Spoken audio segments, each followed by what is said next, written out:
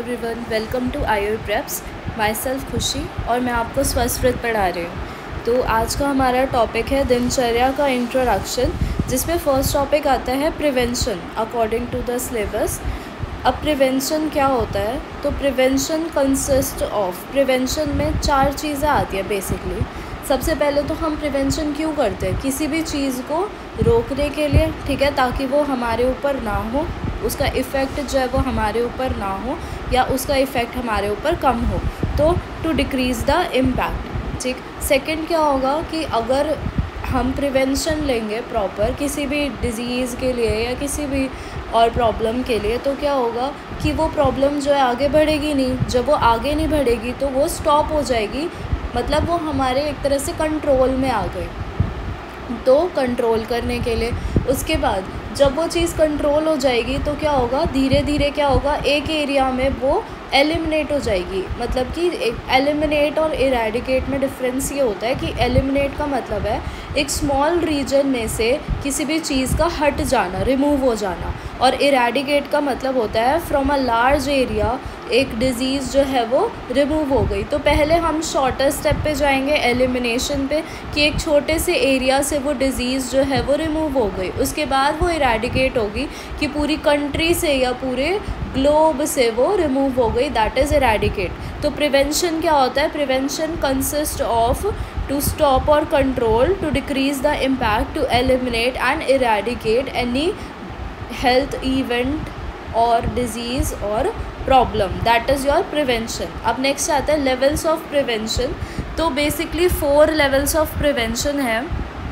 First is primordial, then primary, then secondary and then tertiary. अब ये जो primordial है ना, ये न्यूली एडेड है, ठीक है। पहले प्राइमरी, सेकेंडरी, टर्शरी होते थे, प्राइमोर्डियल नहीं होता था। अब प्राइमोर्डियल भी ऐड किया गया है इन लेवल्स ऑफ प्रिवेंशन। सबसे पहले देखते हैं कि प्राइमोर्डियल प्रिवेंशन क्या होता है। तो प्राइमोर्डियल का मतलब है बहुत ही पहले से, मतलब जैसे कि छोटे बच्चे हैं सपोज़, तो हम क्या चाहेंगे कि वो जो छोटे बच्चे हैं वो रिस्क वाले, प्रोन वाले जो ग्रुप है उसमें भी ना आए डिज़ीज़ के, वो बिल्कुल ही सेफ़ रहे। तो प्राइमोर्डियल का मतलब क्या होता है? वो प्रिवेंशन जिसमें हम उनको स्टॉप कर रहे हैं कि वो ना आए, not come in prone group, ठीक है। जो डिज़ीज़ प्रोन ग्रुप है उसके अंदर भी वो ना आए, उनको हम प्रिवेंट कर रहे हैं, उनको हम रोक रहे हैं, दैट इज़ प्राइमोर्डियल प्रिवेंशन। उसमें जो भी स्टेप्स फॉलो होंगे वो क्या होंगे? हमारे प्राइमोर्डियल प्रिवेंशन के स्टेप्स। उसके बाद आता है प्राइमरी प्रिवेंशन। प्राइमरी प्रिवेंशन में क्या होता है कि अब वो डिज़ीज़ वाले उसमें तो आ गए, उनको डिज़ीज़ जो है वो हो सकती है, रिस्क वाले ग्रुप में आ गए वो, लेकिन डिज़ीज़ उनको हुई नहीं है। तो प्राइमरी में क्या होता है? वो स्टेप्स ऑफ प्रिवेंशन जो हम फॉलो कर रहे हैं किस कंडीशन में? रिस्क या फिर प्रोन ग्रुप जो है वो डिज़ीज़ के कंट्रोल में ना आए या फिर डिज़ीज़ से अफेक्टेड ना हो। So that is your primary prevention. उसके बाद आता है सेकेंडरी प्रिवेंशन। सेकेंडरी में क्या होगा? अब उसको डिज़ीज़ हो जाएगी लेकिन वो माइल्ड कंडीशन में है, तो अब हम क्या kरेंगे? अब हम ये चाहेंगे कि वो कॉम्प्लिकेशन की तरफ ना जाए। तो सेकेंडरी प्रिवेंशन क्या होता है? वो प्रिवेंशन के स्टेप्स जो हम फॉलो कर रहे हैं सो दैट अफेक्टेड या फिर जो डिज़ीज़ हैं, ठीक है, उनको क्या हो, कॉम्प्लिकेशन ना हो, ठीक है। और टर्शरी में क्या होता है? टर्शरी में वो सेट ऑफ प्रिवेंशंस, वो सेट ऑफ रूल्स आते हैं प्रिवेंशंस के जिसमें कॉम्प्लिकेशन हो गई है, उसको डिज़ीज़ हो चुकी है, डिज़ीज़ के कॉम्प्लिकेशंस भी आ चुके हैं, पर अब हम क्या चाहते हैं कि वो रिहेबिलिटेट हो, उसकी प्रॉब्लम ज़्यादा सीवियर ना जाए, ठीक है। तो इसमें क्या है? डिज़ीज़ की कॉम्प्लिकेशन प्रेजेंट है उसको, तो हम क्या कर रहे हैं? हम चाहते हैं उसको रिहेबिलिटेशन की तरफ लेके जाना, that is your tertiary prevention. Okay, तो प्रिवेंशन क्या होता है? To decrease impact, to control, to eliminate और इरेडिकेट। ये 4 कंसिस्ट ऑफ मतलब ये 4 जिसके अंदर हैं उसको प्रिवेंशन बोलते हैं। फिर लेवल्स ऑफ प्रिवेंशन 4 हैं। Primordial, primary, secondary, tertiary. Primordial में क्या है, हम नहीं चाहते कि वो रिस्क वाले, प्रोन वाले ग्रुप में आए। प्राइमरी में क्या है, हम नहीं चाहते कि वो रिस्क ग्रुप में तो आ गए लेकिन अब वो डिजीज़ ना हो। सेकेंडरी में वो डिजीज़ हो गए पर हम चाहते हैं कि कॉम्प्लिकेशंस ना हो। और टर्शरी में कॉम्प्लिकेशंस भी आ चुके हैं डिज़ीज़ के, तो हम उनको रिहेबिलिटेशन की तरफ शिफ्ट करना चाहते हैं, दैट इज़ टर्शरी प्रिवेंशन। तो ये आपके स्टेप्स ऑफ प्रिवेंशन या लेवल्स ऑफ प्रिवेंशन हो गए, 4 लेवल्स हो गए, ठीक है। एक में रिस्क ग्रुप में नहीं लाना था, एक में डिज़ीज़ नहीं करवानी थी, फिर कॉम्प्लिकेशन नहीं आनी चाहिए थी, और हम रिहेबिलिटेशन की तरफ लेके जा रहे हैं। सो ये हैं 4 लेवल ऑफ प्रिवेंशन। इसके बाद जो दिनचर्या है उसको हम क्या बोलते हैं, डेली रेजिमेंट। दिन मतलब कि डेली, रोज़ आप कौन सा रेजिमेंट फॉलो कर सकते हो अपने हेल्थ को मेंटेन करने के लिए, दैट इज़ दिनचर्या, डेली रेजिमेंट। अब सबसे पहले हम इसकी इम्पॉर्टेंस देखेंगे कि दिनचर्या इम्पॉर्टेंट क्यों है। पढ़ने से पहले पता होना चाहिए ना कि आखिर हम पढ़ क्यों रहे हैं, क्यों वो हमारे लिए इम्पॉर्टेंट है। तो इसका श्लोक आता है भाव प्रकाश के 5th चैप्टर में दिया हुआ है, दिनचर्या निशाचर्या ऋतुचर्या यथोदिनम आचारण पुरुषा स्वस्था सदा तिष्ठति न अन्यथा। मतलब दिनचर्या यही आपका डेली रेजिमेंट।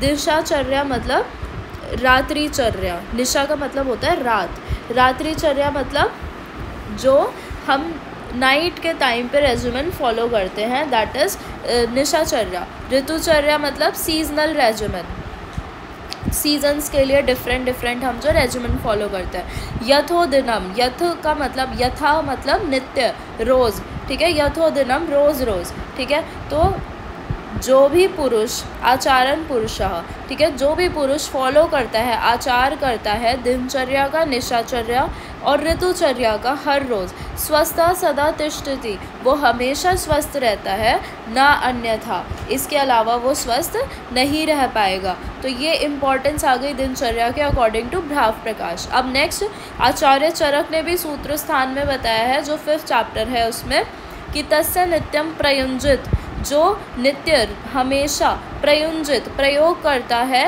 किसका, दिनचर्या का और नित्य सेवनीय आहार द्रव्यों का, स्वस्थ येन अनुवर्तते, उसमें क्या होता है, हेल्थ अनुवर्तित होती है, मेंटेन रहती है, प्रोग्रेस होती है। अजाता नाम विकारा नाम, मतलब जो अजात का मतलब होता है जो डिज़ीज़ हमें हुई नहीं है या हमें फ्यूचर में हो सकती है। अजाता नाम विकारा नाम, वो जो डिज़ीज़ हैं, वो जो विकार हैं, अनुत्पत्ति कर्म च यत्, वो उत्पन्न नहीं होते, अनुत्पत्ति कर्म च यत्।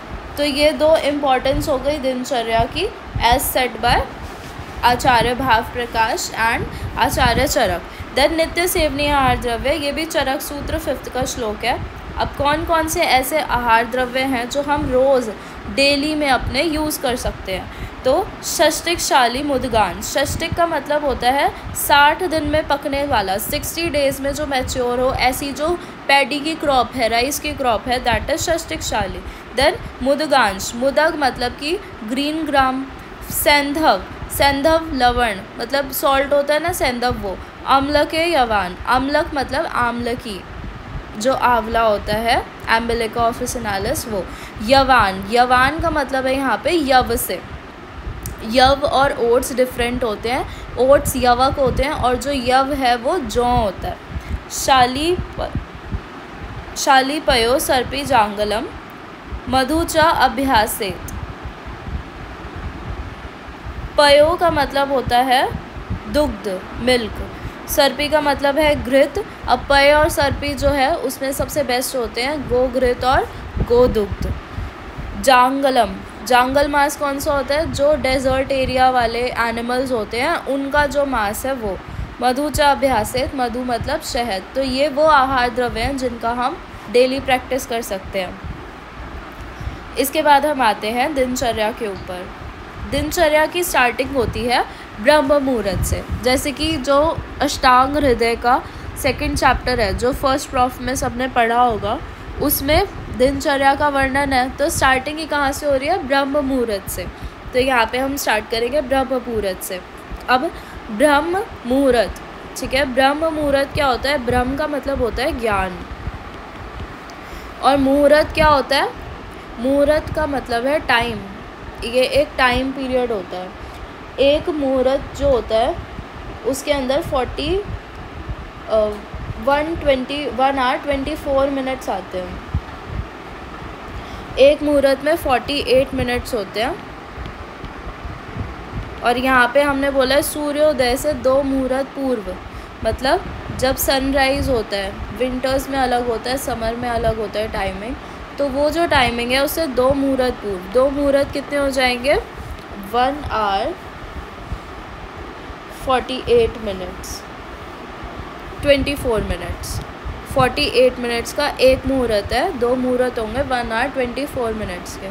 तो सूर्योदय से 2 मुहूर्त पूर्व मतलब सनराइज़ से 1 आवर 24 मिनट्स पहले का जो टाइम होता है उसको बोलते हैं ब्रह्म मुहूर्त। तो फर्स्ट श्लोक अष्टांग का क्या कहता था कि ब्रह्म मुहूर्त उत्तिष्ठेत स्वस्थो रक्षार्थम आयुषः। जो ब्रह्म मुहूर्त में उत्तिष्ठेत उठता है, स्वस्थो रक्षार्थम आयुषः, उसकी आयु की रक्षा होती है, उसके स्वास्थ्य की रक्षा होती है, मतलब वो दीर्घायु जीवन जीता है और हमेशा हेल्दी रहता है। अब मॉडर्न में इसके लिए क्या एस्पेक्ट है कि ब्रह्म मुहूर्त के टाइम पे अर्ली मॉर्निंग में क्या होता है, नेसेंट ऑक्सीजन ज़्यादा प्रेजेंट होती है, जिसकी वजह से बॉडी में प्रॉपर ऑक्सीजन सप्लाई जाएगी, ठीक है, और हीमोग्लोबिन के साथ वो ईजिली मिक्स हो जाएगी। उसके अलावा इस टाइम पे मिनिमम पॉल्यूशन होता है और सेरोटोनिन लेवल जो होते हैं वो बॉडी में इंक्रीज़ होते हैं, क्योंकि बॉडी में सेरोटोनिन का रिलीज़, अपटेक, मेटाबॉलिज्म इंक्रीज़ हो जाता है मॉर्निंग टाइम पे, जिसकी वजह से कंसंट्रेशन इंक्रीज़ होती है। इसलिए मॉर्निंग टाइम पे ये देखा भी जाता है कि कुछ भी हम पढ़ते हैं तो वो हमेशा याद रहता है, लॉन्ग टर्म मेमोरी में चला जाता है, उस टाइम कंसंट्रेशन बेटर होती है, ठीक है।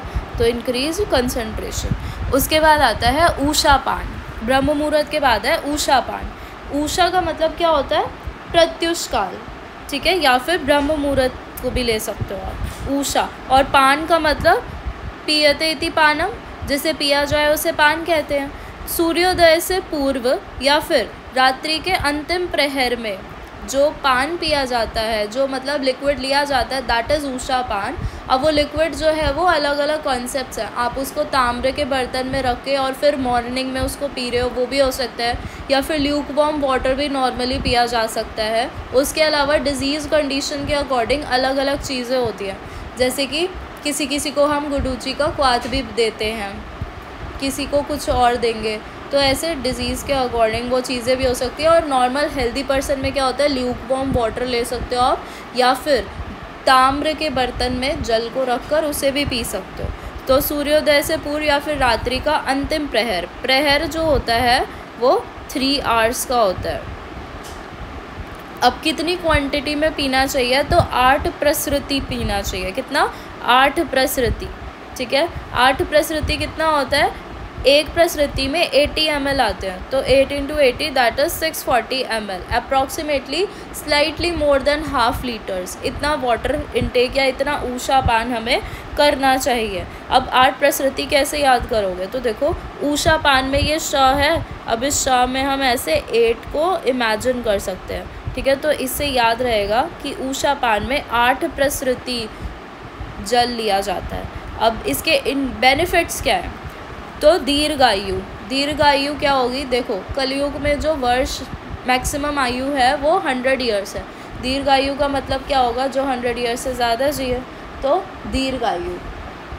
फिर उसके बाद है अर्श ग्रहणी कुष्ठ उदर रोग। अब अगर आप ऊषा पान लोगे, मॉर्निंग में वाटर इनटेक कर रहे हो, तो उससे क्या होगा? डाइजेस्टिव सिस्टम पे कहीं ना कहीं इफ़ेक्ट पड़ेगा, ठीक है। अब डाइजेस्टिव पे इफ़ेक्ट पड़ेगा तो कॉन्स्टिपेशन नहीं रहेगी, कॉन्स्टिपेशन नहीं रहेगी तो हेमोरॉइड्स और पाइल्स वाली जो कंडीशंस होती है उसमें बेनिफिट मिलेगा। उसके अलावा वाटर इनटेक जब हम करते हैं तो क्या होता है कि वाटर के थ्रू हमारे जो टॉक्सिन्स है वो बॉडी से बाहर निकल जाते हैं। जब टॉक्सिन्स बाहर निकलेंगे तो देखो, सबसे पहले अगर बॉडी में कोई भी प्रॉब्लम होती है ना, वो स्किन पे दिखती है, इसलिए डर्मेटोलॉजी बहुत ही इम्पॉर्टेंट ब्रांच है। तो अगर आप वाटर इनटेक कर रहे हो, टॉक्सिन्स आपकी बॉडी से बाहर जा रहे हैं, स्किन आपकी हेल्दी होगी तो स्किन डिजीज़ेस नहीं होंगे, कुष्ठ रोग नहीं होंगे, ठीक है। तो ऐसे आप इनको याद कर सकते हो कि क्या बेनिफिट्स हैं। अर्श हेमोरॉइड्स पाइल्स जो है वो उसमें ठीक होता है। ग्रहणी IBS में, क्योंकि वो डाइजेस्टिव से रिलेटेड है। कुष्ठ स्किन डिजीजेस, उदर रोग, जितने भी आपके पेट से रिलेटेड बीमारियां हैं। अब इस पेट में आपका सिर्फ स्टमक नहीं है, सब कुछ आ गया, आपका यकृत, प्लीहा, लिवर, स्प्लीन, ठीक है, जितने भी आपके कोष्ठ वाले हैं, उदर वाले जितने भी अंग हैं, अंगअवयव हैं, उनके सारे डिजीजेस आ गए। मूत्राघात, अगर यूरिन रिलेटेड कोई प्रॉब्लम है, डिसयूरिया है, वो भी ठीक हो जाती है। वात पित्त कफ, तीनों के डिजीजेस ठीक होते हैं, तीनों के रोग ठीक होते हैं। उसके अलावा जो ऊर्ध्व व जत्रुगत विकार हैं, जैसे कि ग्रीवा के रोग, कर्ण के रोग, शिर के रोग, वो भी ठीक होते हैं। और रक्त पित्त, ज़्यादातर स्किन में दिखाई देता है रक्त पित्त, ब्लीडिंग डिसऑर्डर्स को बोलते हैं रक्त पित्त, तो ये भी जो हैं ये ठीक होते हैं, मतलब इनमें इम्प्रूवमेंट आती है। बिना मेडिसिन के ठीक तो नहीं होंगे, पर ये है कि प्रिवेंशन हो जाएगा इनसे और इम्प्रूवमेंट दिखेगी इन डिजीज़ में। उसके बाद कॉन्ट्राइंडिकेशंस, किन किन डिजीज़ में ऊषापान नहीं करना चाहिए, तो वात और कफ के डिजीज़ में ऊषापान नहीं करना चाहिए। देखो कॉन्ट्राइंडिकेशन मतलब कि किस में नहीं करना ऊषापान। अब ऊषापान में आप वाटर ले रहे हो, सारी जो डिजीज़ होती है ना वो बेसिकली अग्नि की वजह से होती है। एक कॉन्सेप्ट बताती हूँ आपको, डिज़ीज़ जो होती है उसको आमय बोलते हैं। अब डिज़ीज़ को आमय क्यों बोलते हैं, मतलब आम से आमय, आम से जन्य, जो आम से बने, मतलब अपरिपक्व अनडाइजेस्टेड फूड, अपरिपक्व धातु की वजह से जो बनती है उसको डिजीज़ बोलते हैं, व्याधि बोलते हैं, आमय बोलते हैं। अब ये आम किसकी वजह से बनता है, मंद अग्नि की वजह से बनता है, ठीक है। और जब आपकी अग्नि मंद होती है ना तो आप वाटर को भी डाइजेस्ट नहीं कर पाते। तो ऊषापान के कॉन्ट्राइंडिकेशंस क्या होंगे, वो सारी डिजीज़ेस जिसमें मंद अग्नि देखने को मिलती हैं, आदमान, पेट फूलना, ठीक है, कहीं ना कहीं उसमें अग्नि इन्वॉल्व है, तभी उसमें मंदाग्नि की वजह से आदमान देखा जा रहा है।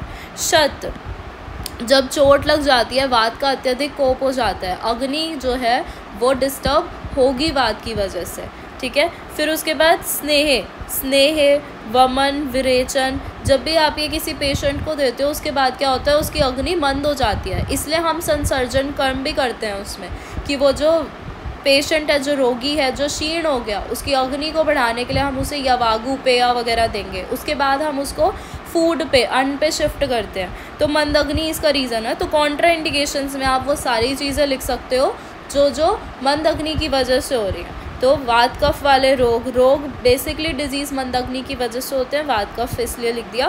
वात कफ वाले रोग, मंद अग्नि की वजह से आदमान होता है। शत, चोट लग जाती है तो वात कोप होता है, उसकी वजह से अग्नि पे इफेक्ट पड़ेगा।